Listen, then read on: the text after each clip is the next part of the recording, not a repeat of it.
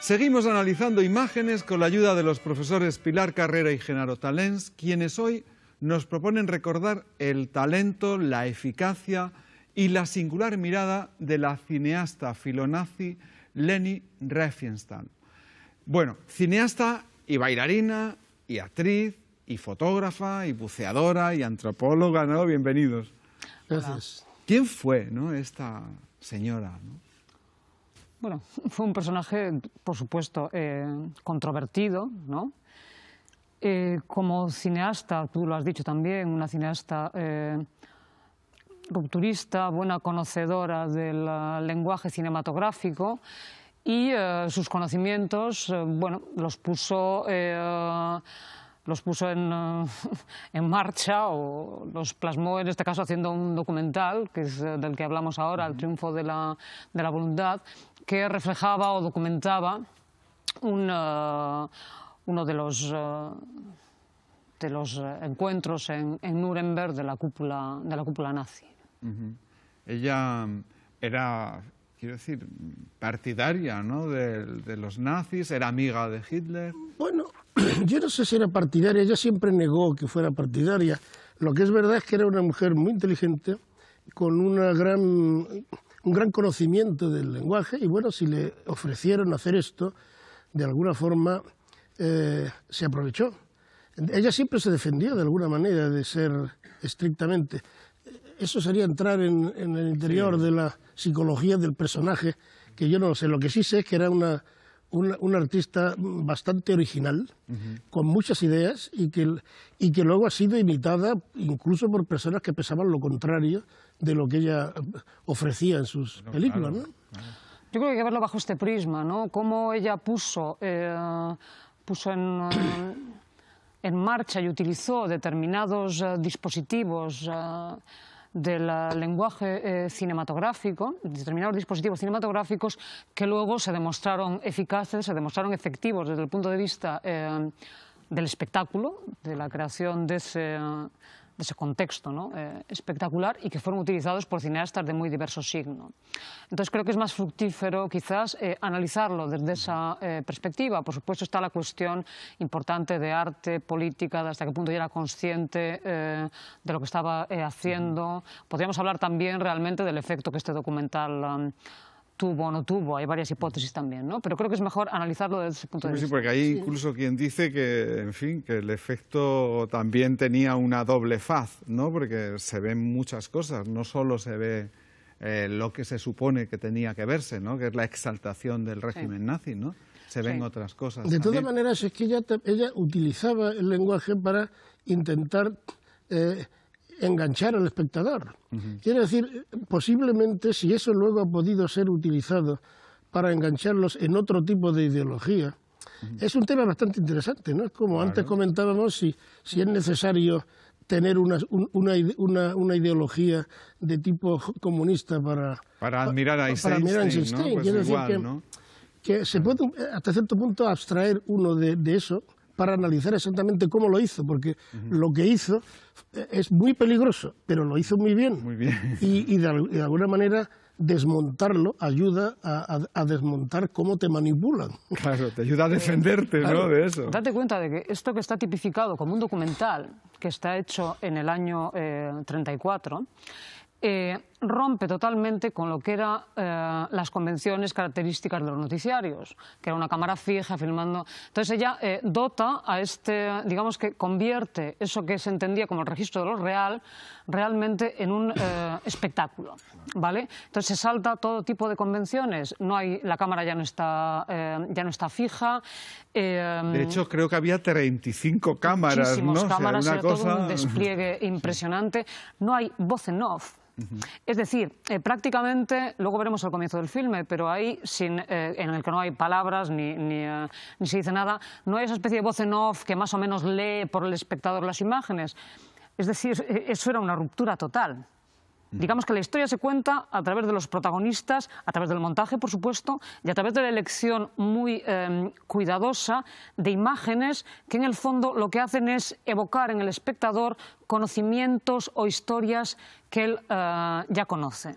Luego lo comentaremos un poco, ¿no?, respecto a esas secuencias que vamos a ver. ¿Os parece que empecemos a ver el fragmento que hemos seleccionado, que habéis seleccionado? Porque hay que decir que es el principio, ¿no?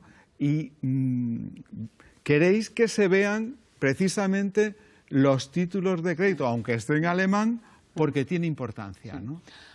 Yo creo que tiene mucha importancia el comienzo por varias razones. Primero, porque resume eso que hemos denominado eficacia cinematográfica de Riefenstahl.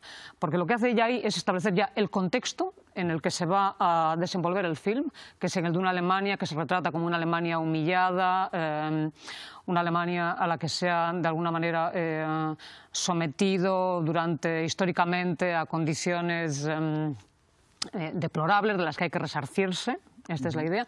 Y luego retrata ya la figura de Hitler.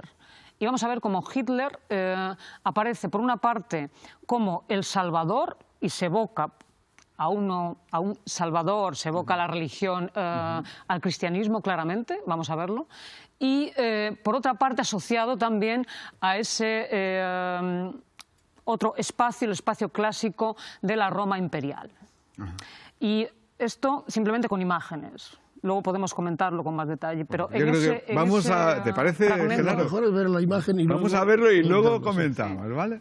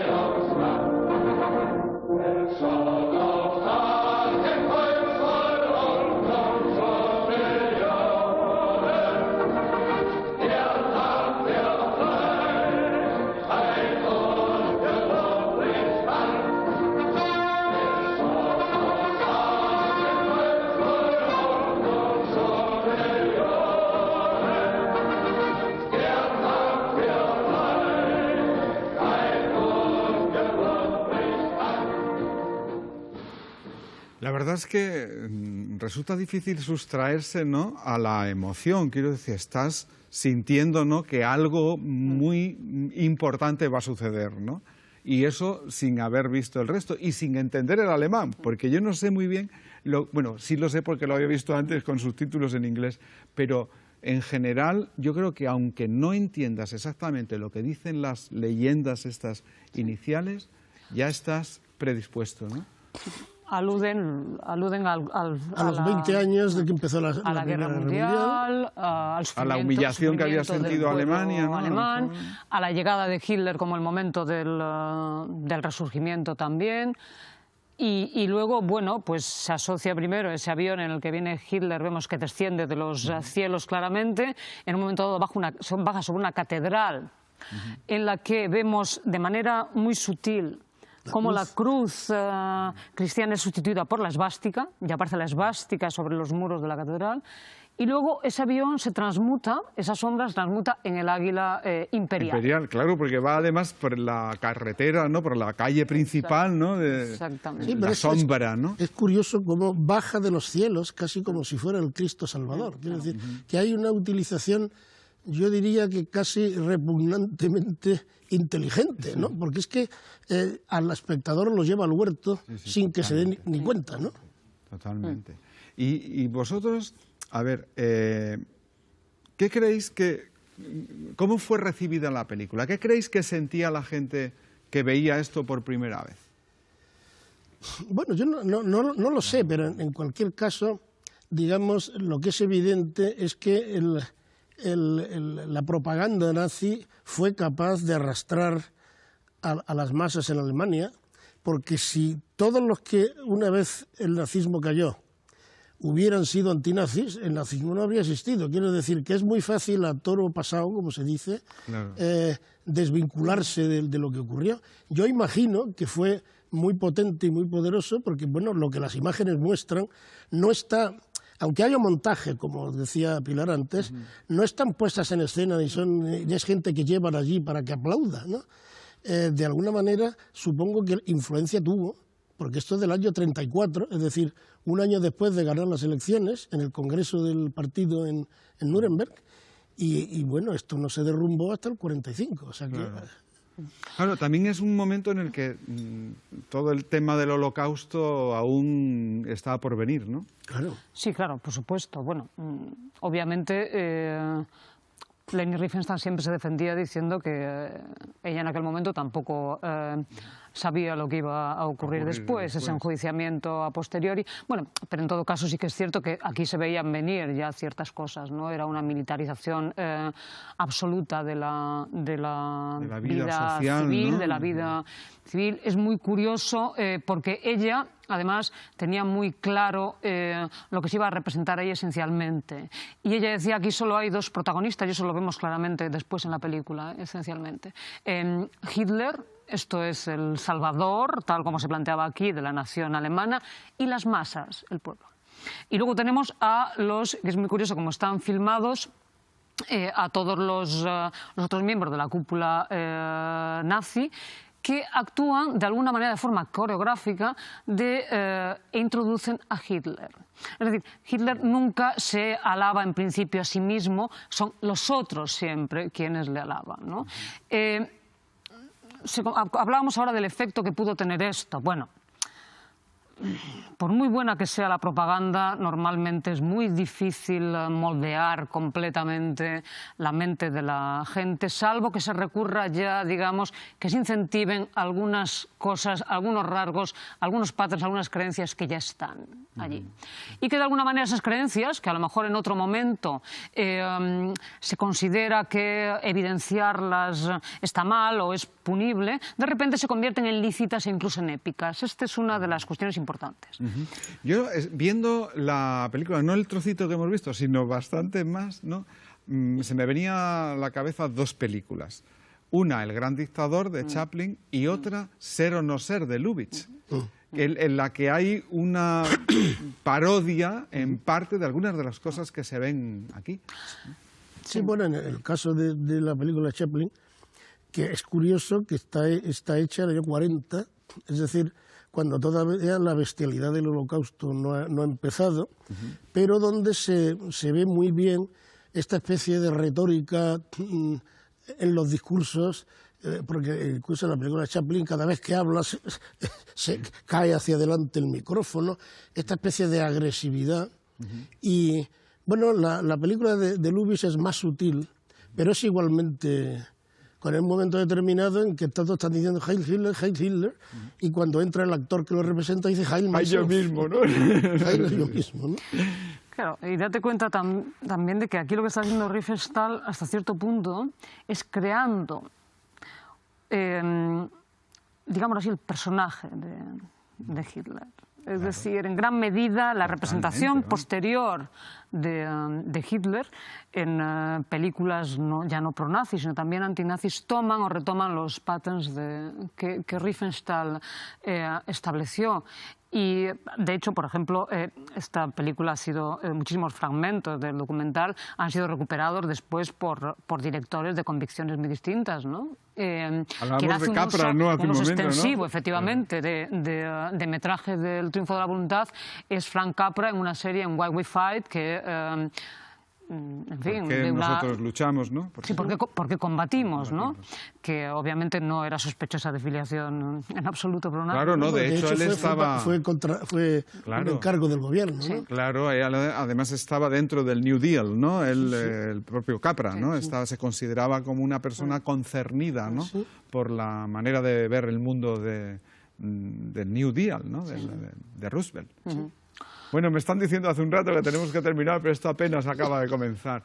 Bueno, ¿por qué vamos a recomendar la visión tranquila de esta película? Yo creo que es importante verla sin dejar no hay tampoco por qué aparcar la cuestión de la problemática arte-política, de si Riefenstahl sabía lo que estaba haciendo, lo intuía. Creo que no hay por qué aparcar eso. Pero hay que ver la película desde un punto de vista estrictamente cinematográfico, en el sentido de que marcó, de alguna forma, condicionó muchas de las representaciones que vinieron después del nazismo, y muchos de los recursos que Riefenstahl estaba utilizando aquí fueron utilizados después ya no solo en filmes de propaganda, sino en otro tipo de filmes de ficción. Entonces, en ese sentido es interesante, por supuesto, analizarlo, porque desde el punto de vista cinematográfico es muy potente, para lo bueno, para lo malo, pero es potente. No, y también porque yo creo que uno aprende mucho, y solo sabiendo cómo te manipulan, puedes defenderte de que te manipulen. Yo creo que el análisis fílmico tiene esa función, porque lo de Riefenstahl está ya datado en el año 34, pero utilizaciones de elementos muy parecidos a los que ellos ponen siguen funcionando hoy. Hoy día, claro. Y otra cosa que yo añadiría, más que preguntarse cómo influyó a la gente en aquel momento el filme de Riefenstahl, igual que preguntarse cómo influyeron los filmes de Capra a los americanos en aquel momento, lo que hay que preguntarse es cómo nos influye a nosotros en la representación que nos seguimos haciendo de aquel momento histórico. Bueno, apuntamos eso. Sí, creo que esto es importante también. Muchas gracias, Genaro. Muchísimas gracias, Pilar. Nos vemos dentro de 2 semanas.